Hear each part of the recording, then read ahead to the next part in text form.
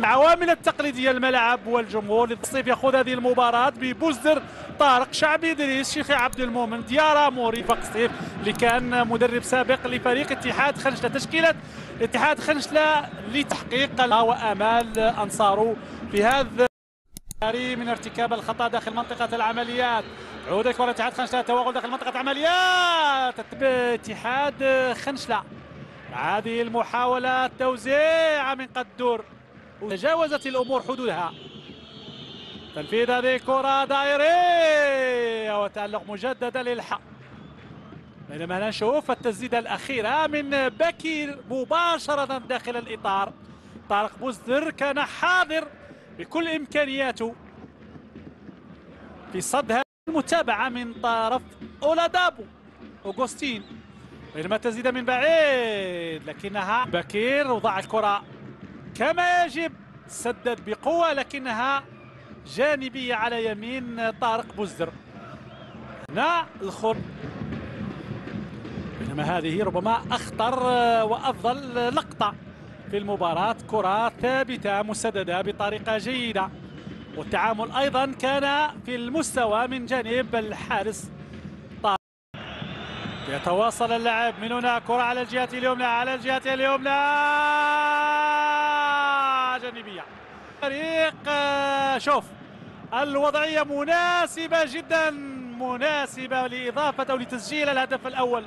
شعيب دبيح لم يحسن التعامل مع هذه الكره وفوت على فريق اتحاد خنشله الزملاء داخل منطقه العمليات. القائم الاول وتدخل الدفاع، دور اسامه، ضاعت عليه هذه الكره وعادت لمسعود سالم داخل منطقه العمليات. سطايف في هذه الكره خطيره خطيره لكنها جانبيه من وفاق سطيف، انتظرت الى غايه الدقيقه 23. شوف كورتو كانت جانبيه، اخطا بكير يتقدم يسدد في او على الاقل تشكيل الخطوره مباشره. تسديده بقدمه اليمنى بكير مرت جانبيه على يسار الحارس طارق بوزدر.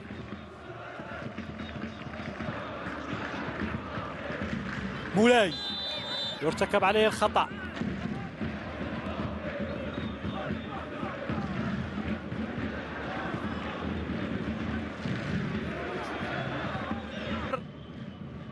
شعيب دبيح إلى القائمة الثاني، لكن المتابعة جيدة. بكير يبحث عن مكان مناسب للتسديد لكن يفضل التمرير، ثم التسديدة جات من بعيد وجانبية. شوف محاولات لاعبي اتحاد بسكرة تقريبا، أو قلت اتحاد خنشلة، من كل مكان يسددون، هذه المرة عن طريق قمرود محمد عبد، لكن في الأخير تعود مجددا لاتحاد خنشلة. توزيع داخل منطقة العمليات لكن تعمد مدام أنه الاعتقادي أنه اليد في وضعها العادي. بوزدر بس ديارة مريبة دائما على الجهة اليمنى، تبادل كروي من جانب عناصر فريق اتحاد خنشلة. اتحاد خنشلة مع إشارة البطاقة الصفراء في وجه الشيخي بعد هذا التدخل قبل الوصول إلى منطقة العمليات وتجاوز حدود قوانين اللعبة. دائما في انتظار تنفيذ هذه الكرة، تسديدة مرت من أمام الجميع لكن الدفاع في الأخير يصد هذه الكرة ويبعدها. الخطوط بينما نشوف المحاولة والتسديد من قمرود. قمرود لم يسدد كما يجب، مريبة أعتقد هو من صد هذه الكرة وأبعدها. ثم اللقطة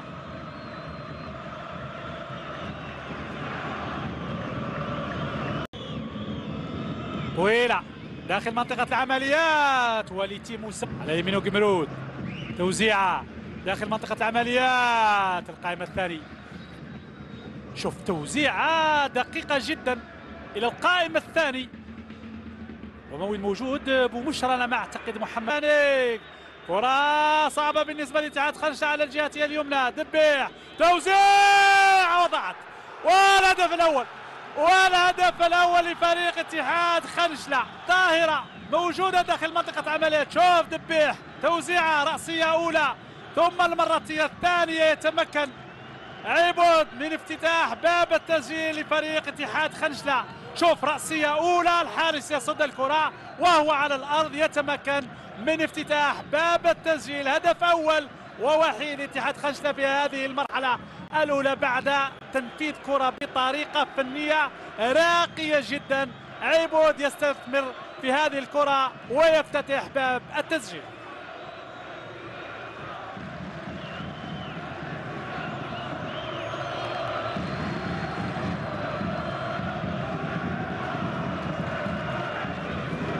رفقاء في قدم يمنى وقدم يسرى، في الأخير بوكرما لم تكن في الإطار.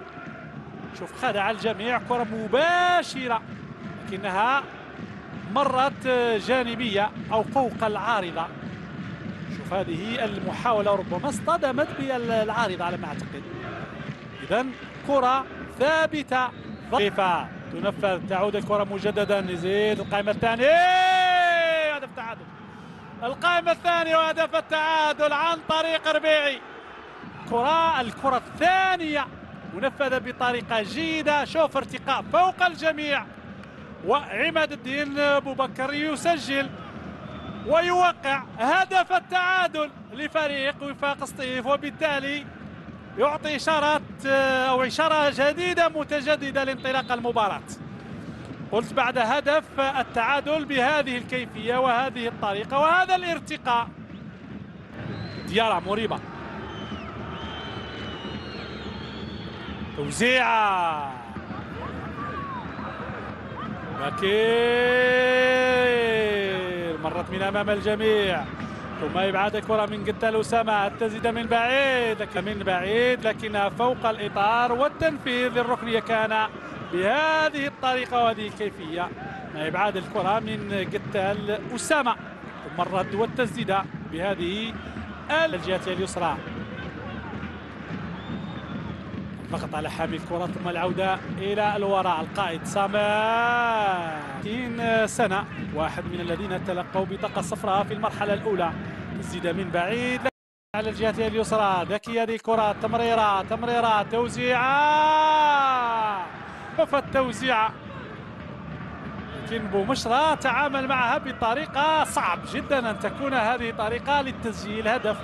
شوف لأن أساسا الكرة كانت في مجددا إلى بكير يوزع. القائم الأول، تغطية موجودة، توزيع بصعوبة. شوف هذه الكرة وهذه التسديدة بصعوبة. الدفاع ينقذ الموقف مولاي على ما أعتقد. عبد العزيز هو اللي كان في وضعية مدافع أيمن. شوف التوزيع مرة ثانية قوية جدا، ثم التدخل من جد. طويلة هذه الكرة، لاعبين اثنين. أنه النتيجة النهائية هي ركنية فقط، وإلا لكانت أمور أخرى. معادلة النتيجة إذا ركنية للوفاق السطيفي. ركنية تنفذ. القائم الأول والهدف الثاني. القائم الأول والهدف الثاني فريق وفاق سطيف. شوف الركنية منفذة والرأسية من شعبي إدريس مباشرة في الزاوية البعيدة على الحارس لتيم أسامة. إذا شعبي إدريس يضيف الثاني لفريق وفاق سطيف في هذه المرحلة الثانية.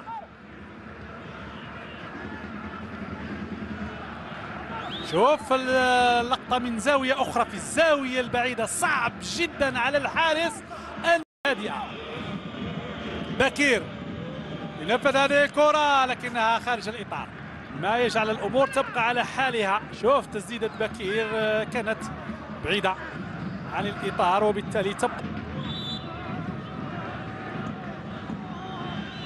ونفذ طارق بوزدر الكرة إلى الركنية. شوف مرت من أمام الجميع وطارق بوزدر حولها إلى الركنية أحسن. نفذ الركنية يعيش. القائم الأول والهدف الثاني وهدف التعادل. هدف التعادل من جانب فريق اتحاد خنشلة. ركنية منفذة بطريقة جيدة، رأسية مباشرة، شوف الرأسية مباشرة داخل الإطار، وهدف التعادل لفريق اتحاد خنشلة 2-2. ناش خالد يتمكن إذن من معادلة النتيجة بهذه الكيفية، موجود في مكان مناسب جدا دون مراقبة، يصعد يرتقي يسدد أو يضرب كرة برأسه ويسجل. كاميرود يطلب الكرة على الجهة اليمنى، لكن توزيع على القائم الثاني وتدخل الدفاع والتسديدة ثم رفقاء قتال أسامة. شوف التسديدة، أسامة حول مسار هذه قليل من اللاعبين. بوغري في وسط مجموعة من اللاعبين، يراوغ يتوغل داخل منطقة العملية دائما على الجهة اليسرى، توزيعة ربما الهدف الثالث، فعلا الهدف الثالث عن طريق قتال أسامة. اللاعبين شوف لما خرج بالكرة في وسط مجموعة من اللاعبين، توغل ومرر في وضعية مناسبة، وضع الكرة أمام قتال أسامة الذي يسدد ويسجل ويضيف الثالث لفريق وفاق سطيف. شوف الهجمة المعاكسة السريعة وسط 3 لاعبين، سرعة كبيرة في هذه الكرة، يصل إلى الجهة اليسرى، التوزيعة دقيقة، مجموعة من لاعبي وفاق سطيف موجودين في منطقتهم، قتال أسامة يستلم الكرة، يسدد، يسجل، يضيف الثالث. مباراة مجنونة عرفت تسجيل 5 أهداف في أوقات مختلفة.